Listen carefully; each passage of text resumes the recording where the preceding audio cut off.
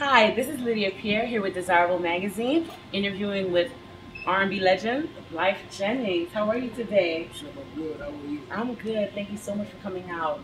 Really appreciate it. So, how's life? Life is great. It's fantastic. I cannot complain. And even if I could, I would Okay. So, what are some of the things that we can expect from you? not. Some things that I have coming up. Definitely new single just dropped. Definitely looking forward to that. Doing really well. Album coming towards the end of the year. Reality show actually coming towards the end of the year too. Okay. Tell me a little bit more about that. Our reality show is just it's like usually you get the perspective from the people that's actually in the reality show, or actually characters in the reality show. But my show is a perspective from my kids. Oh, wow. And it's called Our Life. Oh. Life Hits. Yeah, of course. I had lots of life jokes ready for you for today. Don't do it. But tell me a little bit more about your kids. How have they influenced your career? Um, I think I'm definitely responsible by the stuff that I speak about. I try not to do things that they're gonna grow up and be able to see online that's gonna have a negative impact upon them socially, or emotionally. So I guess like that. Okay. Now, as far as your music, what would you say if you had to classify yourself as an artist? How would you say you were, like as far as your style? I say my style is an heirloom. Okay. It's something that you could listen to, your moms could listen to, you can pass it down to your children, and so on and so on. I do timeless music. Okay. In my opinion. Okay, that's great. Because I do notice that you always seem to have a message in all of your songs. So, what is that? Is that what inspires you when it comes to writing your music? I think I'm one of them cats, like I read a lot, so stuff have to make sense.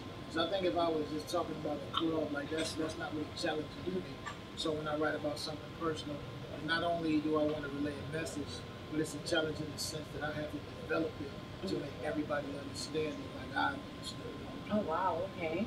So why boomerang? Like, what made you come up with that concept? Again, it's a karma thing. I think I've been in relationships that I might not have been, the person that I knew I could have been, or lived up to my own expectations. And I just wanted to write about that. It doesn't even have to be about a relationship. It could be about you not spending time with your kids, and then when they get older, they don't want to spend time with you. It's just really about that recurrence. Okay. My favorite line in that song is, "It's really not fun when the rabbits got the gun." I really, really love that line. How do you come up with your concepts? First of all, I want to say that wasn't me with the gun. I'm on parole. I'm not allowed to have guns. A rap had a gun. Okay. Let's get that straight. Yeah. Now ask me the question again. No, You just like, shook me with that. I'm sorry. When it comes to lines, because I see that you are a great lyricist, and a lot of times the songs that you write or the lyrics really make you go deep into thought. Especially that line where you say, "It's really no fun when the rabbits got the gun." Kind of like saying roles are reversed. So speak on that a little bit. Well, I mean, if let's say you break a woman's heart, and then you find yourself in love with somebody and they wind up breaking your heart. It's like the rabbits got the gun, meaning you are in the same situation, but it's reversed. That's just what it's. Okay, wow. So when you first came out, you were, how would I say, more your style was a bit more, I guess, urban. I guess you can say. I'm not sure how you would classify it, but how would you say? Okay, hood. So how would you say you have evolved over time as it comes to your fashion, your style, your swag, so to speak? I think that when you're younger, you tend to want to dress appropriate for your peers. Okay. You definitely want to do Western style. And I think since I've got a little older, I just want to be comfortable. I think that when people see you in a collared shirt and a tie, it tends to make them have a certain amount of pre-respect for you. You can't buy that, you can't create that. That's just something that we as human beings that we lean toward. You see somebody in a suit, this person is about business. Yeah. So I guess my style now is just being comfortable and commanding respect instead of demanding respect. Okay, and do you feel that you do that? I think I do it sometimes. I mean, I fall short, like anybody else in the world. But the thing about me is I'm moving towards progression always. Everything, even my mistakes, is on the way. Okay.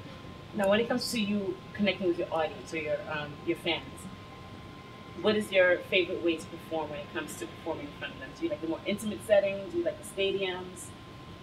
I had a couple thousand people. You Okay. know, because I'm very energetic. Period. When I touch the stage, and I think hearing a couple thousand screams keeps your energy up. Um, it's a great barometer for you to test new material as opposed to just on a couple of hundred people. So I like the small theaters, not the huge 5,000 to 6,000 seaters, but I like 1,500 to 2,000. Okay. Wow. Okay. So when it comes to your health, what is your regimen? Regiment, well, I'm a vegetarian. Mm-hmm. Of course, I work out, Okay. cardio, all of that stuff. And I also think that, people, they kind of downplay the effects that your mental have on your overall effect. Mm-hmm. I think if you think that you're sick and every time you watch something on TV, now you wonder, do I have symptoms of this, or maybe I got that? Mm-hmm. See, that's garbage. So you have to do, I guess, instead of trying to do aftercare, you have to do pre-care. And I not only cut out unnecessary things from my diet physically, I cut out unnecessary things from my diet mentally. Okay. TV, gossip, the internet, and all that stuff. Now, is that something you do in preparation for an album? Nah, that's something I do in preparation for success. Okay. I'm just on a no bullshit diet. That's great. That's Yeah. great. So this particular project, did you feel that it changed you a bit more, or have you changed tremendously since your last project? I don't think projects necessarily change me. I think that the project is a calling card to that change that has already. I'm the person that may be going through some of the situations I'm going through, be able to look at some of the resolutions that or rather that my kids have helped me create, and be able to take something from that and maybe do the same thing. And I think that's the biggest thing. Okay, that's great. Well, I believe that's it. I thank you so much for your time. Is there anything else that you want your fans to know? Just that I have an album coming out. Boomerang is my new single. Make sure that they go out and support real music. Because if we don't support it, then it's going to go away. Yes, you guys heard that here. Get Boomerang. It's an amazing song. You're gonna love it, as we always love Lyfe. So, thank you very much. This was Desirable Magazine. Is that a thumbs up you just gave? I did. You lucky I didn't do the wink. Amazing. Yeah. Wow. Thank you. Thank you so much. Hugs. Thank you. 21.